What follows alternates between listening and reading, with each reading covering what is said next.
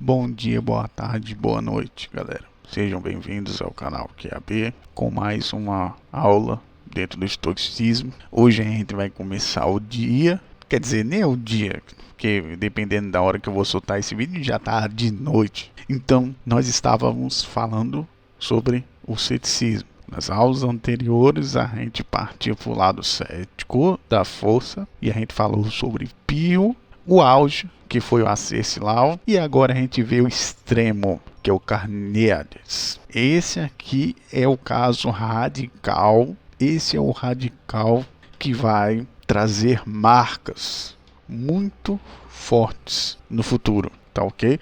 Porque esse cara aqui vai ser a visão do ceticismo e o Aceslau vai ter que trabalhar em cima da contenção das ideias desse cara aqui. E é isso que a gente vai ter para o vídeo de hoje. Então vamos lá. Então nós temos Carneades como aquele cara que vai negar tudo. Vai negar? Que, por exemplo, ele vai levar ao extremo a caçada anti-estoicismo. Ele vai pegar, por exemplo, vamos primeiro desenvolver a ideia dele para depois a gente começar essa caçada aqui.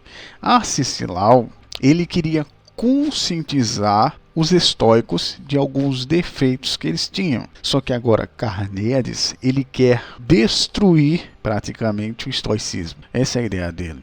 Você destruiu o meu ovo! Não só destruir o estoicismo, como toda a ideia de verdade que possa existir. Tanto é que ele fala que todas as coisas enganam, todas as coisas nos enganam. Não há verdade de nada. É isso que Carneades falava. Ou seja, trocando em miúdos, não existe verdade no pensamento, não existe verdade na sensação e não existe verdade até mesmo na representação. Lembrando que a gente fala muito sobre isso. A gente falou no epicureísmo, a gente falou na Estoa. E a representação, essa representação é uma das maiores coisas, um dos maiores legados do estoicismo para o mundo moderno. Que é a questão de que deve haver algo que represente dentro do mundo ideal a realidade. Então a ideia principal, por mais que eles tenham suas divergências, como é que a gente bem sabe, que a gente estudou bastante sobre isso, lá em Epicuro tem o seu jeito de ver isso, na Estoa tem o seu jeito, depois foi mudando tal, porque a Estoa ela era bem aberta à mudança, só não podia mudar os preceitos, tá ok? Mas o epicurismo, enfim, que esse legado de representação era negado por Carneades. Tudo é mentira. Ele é o padre Quevedo dessa época. Isso não existe. Ele chegava e batia o pé e dizia que não existe. Me prova que tu é o filho do estoicismo. Me prove. Era basicamente isso daí. Aí, para ele argumentar isso, ele colocou a ideia da teoria da probabilidade. Só que a ideia de probabilidade aqui era mais para o senso comum do que para outra coisa. Então a ideia de probabilidade dele era mais voltada ao senso comum, que é como a gente vai ver aqui. Então vamos lá. Ele pegava o cerne das representações, que foi o que a gente mais falou lá na Estoa, tanto no epicurismo, e ele fala: com relação ao objeto e o ser, objetos eles podem ter verdade objetiva. Quando ele falar sobre verdade objetiva, coloca aí a verdade absoluta. Vamos dizer assim que é a verdade absoluta, para você entender melhor quando ele fala sobre verdade objetiva. Já o homem, ele não é dotado de verdade objetiva. Os objetos, eles não se enganam como os objetos. Agora, os homens são dotados de abstração, são dotados de atribuição de juízos. Isso, se eu não me engano, a gente falou sobre isso na ética jurídica. Então, se resta dúvidas para você sobre essa parte aqui, seria bom você dar uma olhada na introdução do direito, porque a gente fala sobre a atribuição e o juízo de valor na parte da ética jurídica. Seria bom você dar um bisu lá. Então, aqui a gente já vê a ligação que ele faz, que é tipo o seguinte: só os objetos a gente sabe que são os objetos porque a gente está vendo. Agora o homem, ele atribui valor às coisas, ele dá o valor, ele é subjetivo. E pela forma como ele é subjetivo, a relação de objeto e ser não pode acontecer, porque ele não é dotado de verdade objetiva. Isso aqui deixava os estoicos de cabelo em pé. Aí a solução dele: o que é mais provável? Então a solução para ele era se guiar pelo que era mais provável. Aí vinha a ideia de que existem coisas que podem ser prováveis por obviedade, que aí ele coloca como senso comum. Aí vem a zoeira fodida, porque aí a obviedade, que é ligada ao senso comum, é uma prova. Isso aqui da zoeira fodida, porque se fosse senso comum, seria... Como é que a gente ia, por exemplo, na física, dizer que o movimento, a velocidade, ela é compartilhada pelos objetos que estão partilhando? Por exemplo, a Terra. A Terra, ela tem uma velocidade absurda, e pelo fato de estarmos compartilhando com ela essa velocidade, a gente não sente. A mesma coisa de um carro.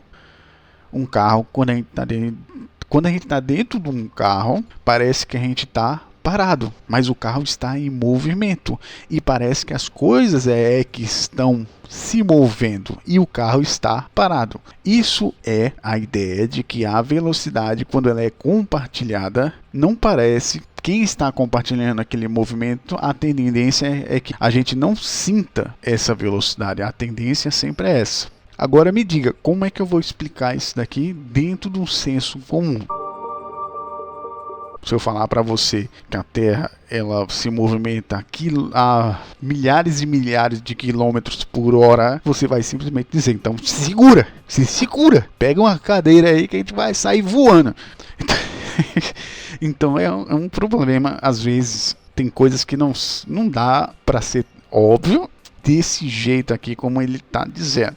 Só que ele dizia isso, que através do óbvio, por exemplo, isso aqui é muito perigoso também. Por exemplo, a opinião pública. O senso cultural da época. O senso cultural aqui me diz o que é óbvio e o que não é óbvio.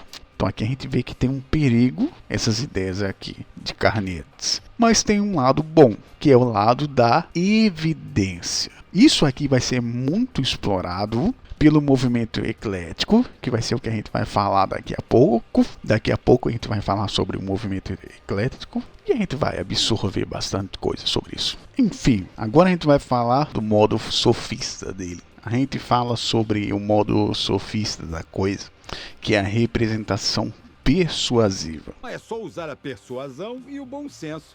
Tá aqui a persuasão e tá aqui o bom senso. Então, vamos lá, vamos resumir. Trocando em miúdos, já que não há como saber objetivamente a verdade das representações, a gente vai se levar em conta por representações persuasivas, que são as conexões fortes de evidências. E isso ele chama de maior grau de probabilidade, que vai ser muito explorado por Philon de Larissa, que a gente vai falar sobre os ecléticos já um pouquinho aqui mais para frente.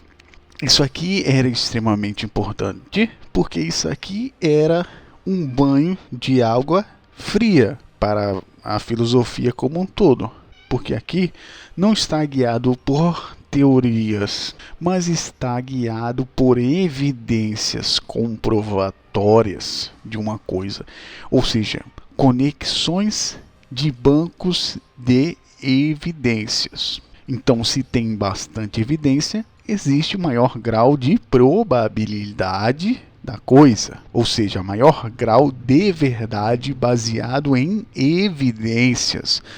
Isso aqui é o começo da metodologia científica. Os caras, eles não sabiam disso.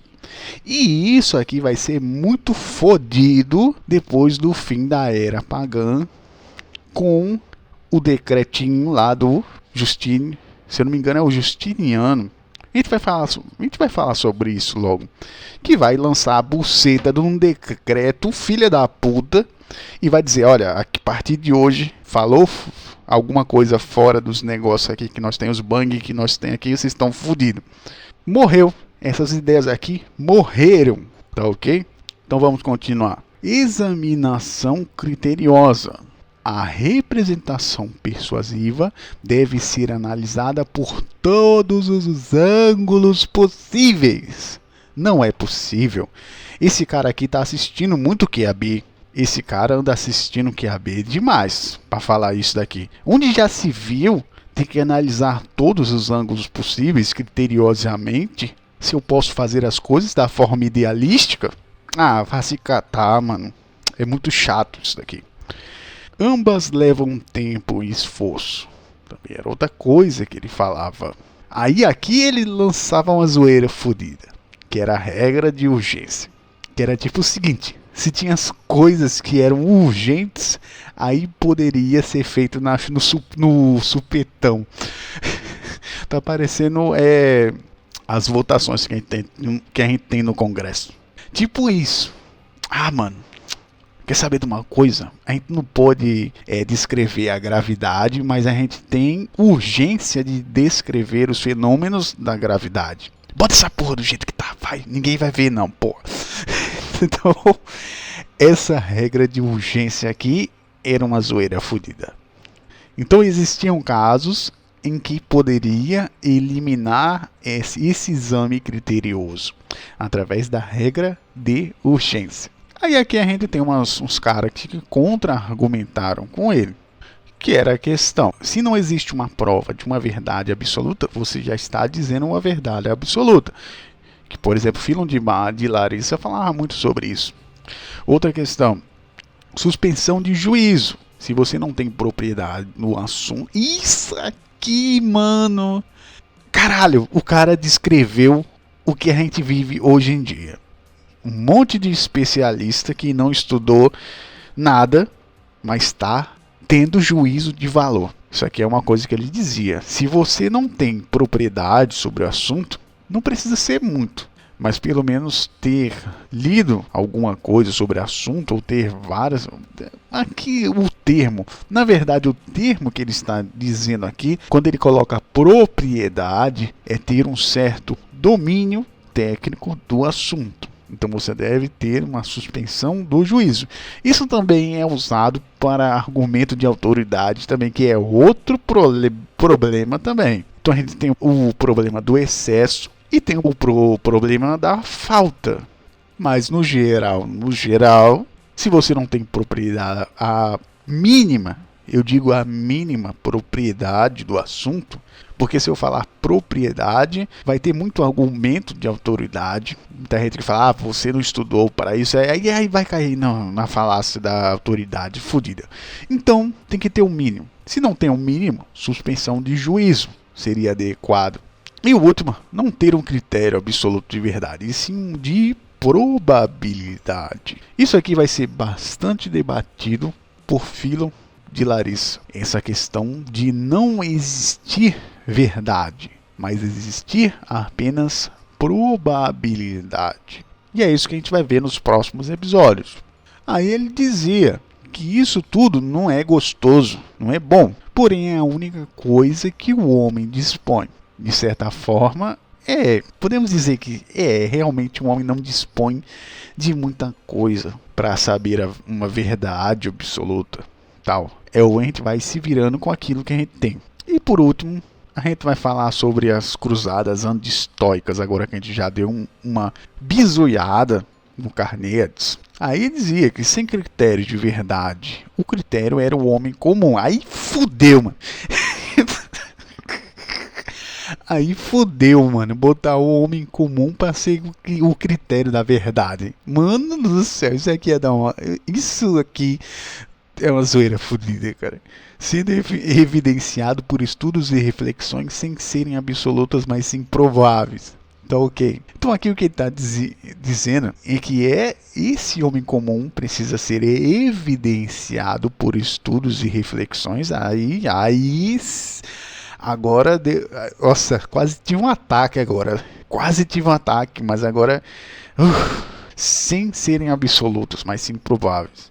E é isso que temos para hoje, carnetes. Ele foi muito mais radical, como vocês estão vendo. Ele foi muito mais radical do que Arcesilau na sua questão de ser anti-estoicismo. E na próxima aula a gente vai começar a falar sobre o ecletismo. Então, até a próxima aí, galera. Valeu!